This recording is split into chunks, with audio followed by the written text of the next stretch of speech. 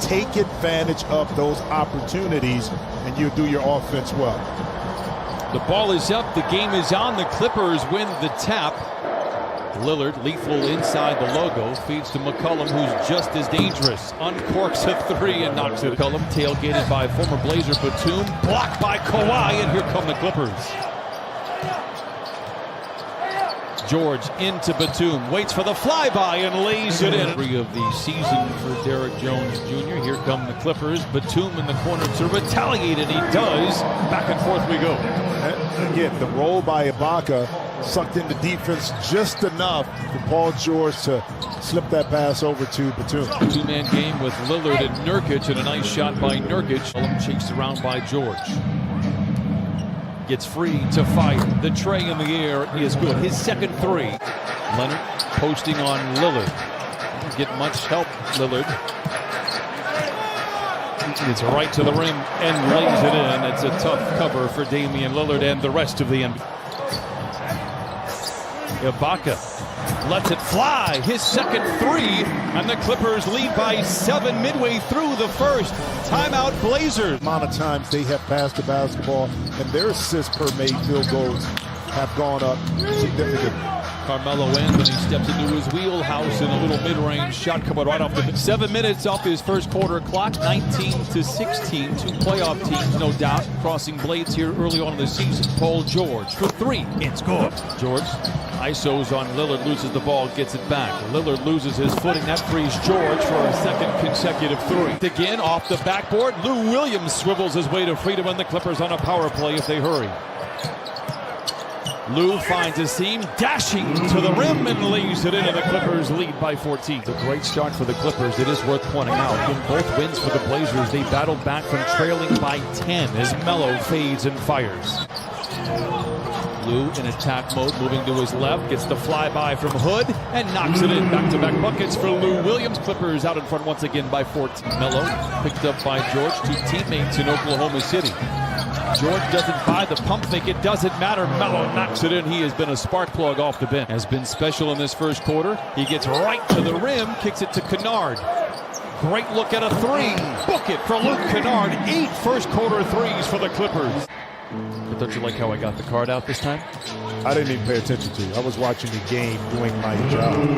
Lou Williams lays it in, 41-28. Where he's at in his career, he's got 8 points in 7 minutes. Looks like the old Carmelo to me. Jackson counted in a foul and send that young man to the line for an old-fashioned three-point play.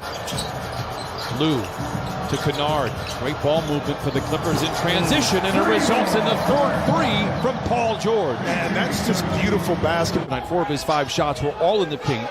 He's hit a three, and now that jump shot, and he cuts the lead down to 15. George accosted, no whistle, but gets the bucket to fall. The rim just opened up. There's something up there. Simons for three, knocks it in. Unfortunate situation for the Blazers once again. Zach Collins in that left ankle. He hasn't been able to stay healthy his whole career. Jackson, the floater. Reggie Jackson looks like a different player than he did a week ago. Out of the timeout, McCollum calls his own number, rightfully so, and knocks down the 10-foot. Way to knock it in. Leonard has struggled in his first game since Christmas, 2 for 6. Reggie Jackson has knocked 3 for 3 today. Leaping rebound inside for Paul George. Kawhi for 3. How about 11 threes in the first half on 17 take? Kawhi maybe not shooting the ball all that well, but does have 5 assists here in this first half. Kawhi in attack mode, reverse layup, counted on a foul and send him to the line. 57-48. Clippers out in front. I mentioned this earlier. In each of their 3 wins, the Clippers have had a 20-point lead in the first half. Damian Lillard trying to make sure that does not happen. Counted on a foul. Lou Williams with 10 off the bench. McCollum rises from deep and knocks it in, and C.J. McCollum now with 11 on his third three. Lou, what a pass inside to Batum, and the Clippers lead 73-54. Work of art. Lou changing hands on the dribble like a grandfather clock, taking time off the ticker. Picked up by Nurkic on the switch for 3, gets it right back. Why not? heading in the right direction.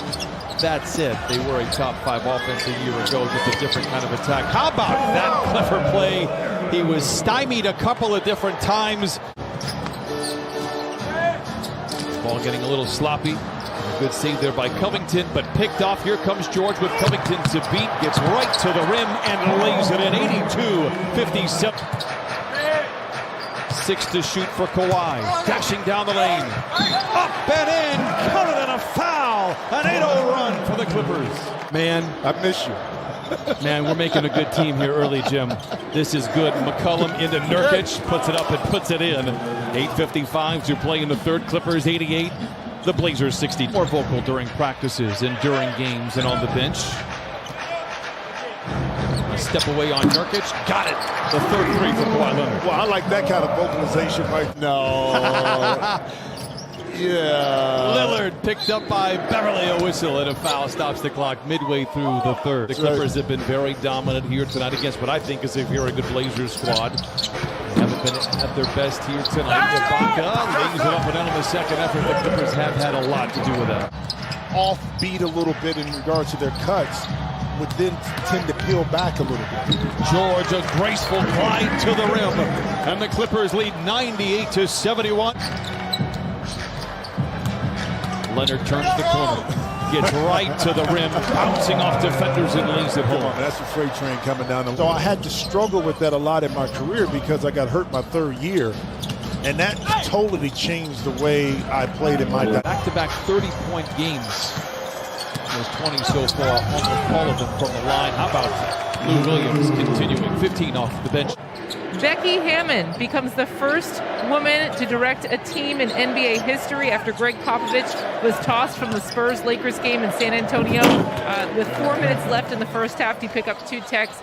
And she will have a team of her own. She is amazing what she's done in San Antonio. I used to cover the WNBA for many years. She is a pit bull. Know the game and they're going to respect it, okay? And that's what you got with Becky Hammon. So it's just a continuation of other coaches on the bench. They didn't look at it as anything different.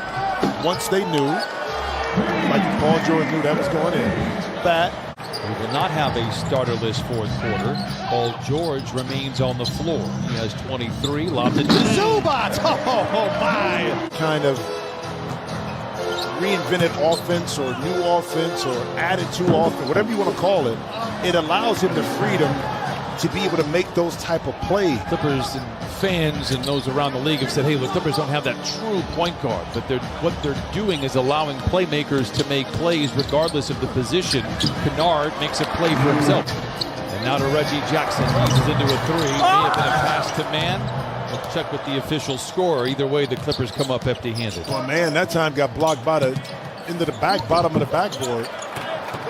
Test coming up for the Clippers, as we mentioned, Utah on Friday and then Phoenix on Sunday. Kennard makes the pass, another turnover for the Clippers. Eric Jones Jr. gracefully gliding in and lays it in. Yeah, I had to go to come in with that to bench with his arms out. Whistle, timeout, 5.5 to play. He dug deep inside. Again, it's still early, but we see a different calmness in his demeanor, in his play, coming into the beginning of this year. I know you want to say something right here. And it's funny, I come into this game, you look at the Clippers and their numbers and the way that they have dominated in their wins, but because that game was so bad on Sunday, their net rating is still a negative coming into today, despite 3 wins of 20+. Change tonight, but it's crazy. That's just how bad they were on Sunday. You can look back, you can laugh at it, because now we know that the Clippers are indeed back. Coffee. Oh, off the window and in. A guess as to what would happen to start the year, but the Clippers got to work and they are getting it done. A 4-1 start.